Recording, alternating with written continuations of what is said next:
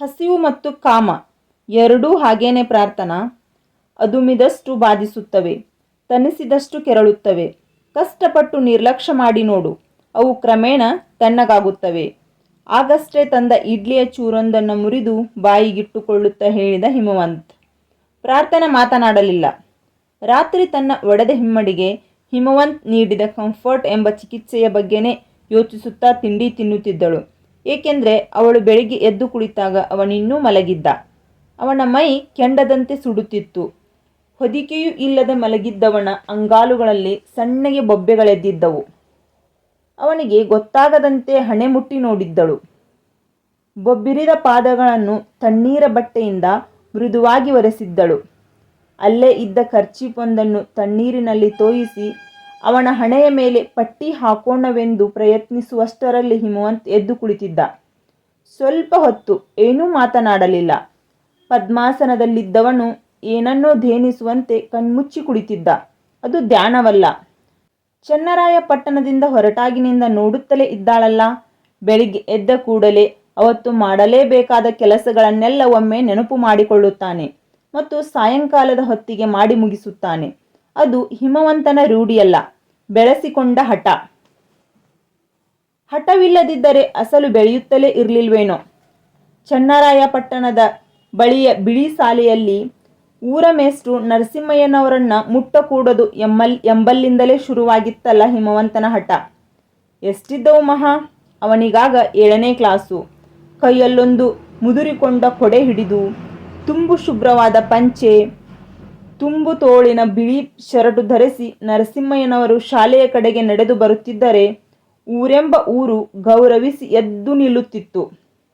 ಅವರನ್ನು ಯಾರೂ ಏಕವಚನದಲ್ಲಿ ಮಾತನಾಡಿಸ್ತಿರಲಿಲ್ಲ. ಆದರೆ ಅವರನ್ನು ಯಾರೂ ಮುಟ್ಟುತ್ತಲೂ ಇರಲಿಲ್ಲ. ತನ್ನ ಚಿಕ್ಕತ್ತೆ ತಾನೇ ಏನು. ಶಾಲೆ ಮುಗಿಸಿ ಮನೆಗೆ ಬಂದ ತಕ್ಷಣ ಅಂಗಳದಲ್ಲೇ ಅಂಗಿ ಚಡ್ಡಿ ಬಿಚ್ಚಿಸಿ ನೆತ್ತಿಗೆ ನೀರು ಹುಯ್ದು ಶಾಸ್ತ್ರ ಮಾಡಿಯೇ ತನ್ನನ್ನು ಒಳಕ್ಕೆ ಬಿಟ್ಟುಕೊಳ್ಳುತ್ತಿದ್ದುದು. ಆದರೆ ನರಸಿಂಹಯ್ಯನಂತಹ ಮೇಷ್ಟ್ರು ಕಣ್ಣಲ್ಲೂ ನೀರು ಕಟ್ಟೆಯೊಡೆಯುತ್ತದೆ ಎಂಬುದು ಕರಾರುವಕ್ಕಾಗಿ ಅರ್ಥವಾಗಲಿಕ್ಕೆ ಅವರೇ ಬರಬೇಕಾಗಿತ್ತು, ಶಿವಶಂಕರಯ್ಯನವರು. ನಾಳೆ ಶಾಲೆಗೆ ಇನ್ಸ್ಪೆಕ್ಟರ್ ಬರ್ತಾರೆ ಎಂಬುದೊಂದು ದೊಡ್ಡ ಸುದ್ದಿ. ಉರಿ ಮಧ್ಯಾಹ್ನದ ಹೊತ್ತಿಗೆ ಮೋಟಾರು ಸೈಕಲ್ಲಿನ ಮೇಲೆ ಬಂದಿದ್ದರು ಶಿವಶಂಕರಯ್ಯ. ಗಲೀಜು ಪ್ಯಾಂಟು, ಮುದುರು ಬಿದ್ದ ಅಂಗಿ, ಹಣೆಯಲ್ಲಿ ಮಾತ್ರ ಢಾಳ ವಿಭೂತಿ. ಆತನ ಮುಖದಲ್ಲಿ ಏನೋ ತಿರಸ್ಕಾರ, ಯಾರ ಮೇಲೋ ಅಸಹನೆ.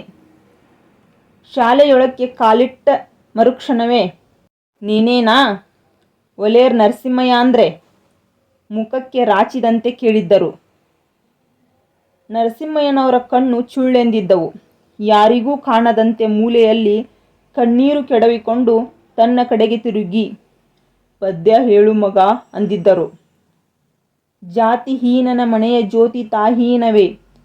ಎದೆಯ ಮೇಲೆ ಕೈಕಟ್ಟಿಕೊಂಡು ನಿಟಾರಾಗಿ ನಿಂತು ದೊಡ್ಡ ದನಿಯಲ್ಲಿ ಸ್ಫುಟವಾಗಿ ಹೇಳತೊಡಗಿದ್ದವನಿಗೆ ಅದೇಕೆ ಅಳು ಬಂದು ಬಿಟ್ಟಿತ್ತೋ. ಸಾಯಂಕಾಲ ಶಾಲೆಯ ಹಿಂದಿನ ಮಾವಿನ ತೋಪಿನಲ್ಲಿ ಬಾಯಿಗೆ ಒಲ್ಲಿ ಅಡವಿಟ್ಟುಕೊಂಡು ಒಬ್ಬರೇ ಬಿಕ್ಕುತ್ತಾ ನಿಂತಿದ್ದ ನರಸಿಂಹಯ್ಯ ಮೇಷ್ಟ್ರನ್ನ ಅವರು ತನ್ನ ಮೇಷ್ಟ್ರು ಎಂಬುದನ್ನು ಮರೆತು ಓಡಿ ಹೋಗಿ ತಬ್ಬಿಕೊಂಡಿದ್ದ ಹಿಮವಂತ್. ಇಬ್ಬರೂ ತುಂಬಾ ಹೊತ್ತು ದುಕ್ಕಳಿಸಿ ಅತ್ತಿದ್ದರು.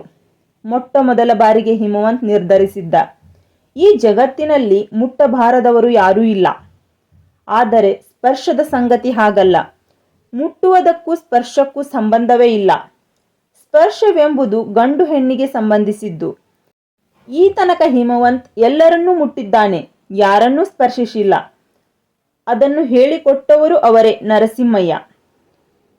ಮುಟ್ಟೋದು ಮುಟ್ಟಿಸ್ಕೊಳ್ಳೋದು ಸಮಾಜಕ್ಕೆ ಸಂಬಂಧಿಸಿದ್ದು ಮಗ. ಸ್ಪರ್ಶಿಸೋದು ಅಂತೀವಲ್ಲ, ಅದು ದೇಹಕ್ಕೆ ಸಂಬಂಧಿಸಿದ್ದು. ತಾಕೋದು ಅಂತೀವಿ ನೋಡು, ಅದು ಆತ್ಮಕ್ಕೆ ಸಂಬಂಧಿಸಿದ್ದು.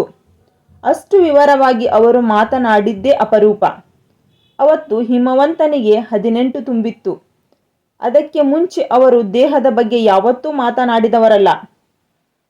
ಬಿಳಿ ಶಾಲೆಯಲ್ಲಿ 7ನೇ ಕ್ಲಾಸು ಮುಗಿಸಿ ದಿಕ್ಕುಗಾಣದೆ ಕಬ್ಬಕ್ಕಿಯಂತೆ ನಿಂತು ಅವನನ್ನು ಮೊದಲ ಬಾರಿಗೆ ಚನ್ನರಾಯಪಟ್ಟಣದ ತನಕ ತನ್ನ ಸೈಕಲ್ನ ಮೇಲೆ ಕೂರಿಸಿಕೊಂಡು ಹೋದರು ಅವರೇ ನರಸಿಂಹಯ್ಯನವರು.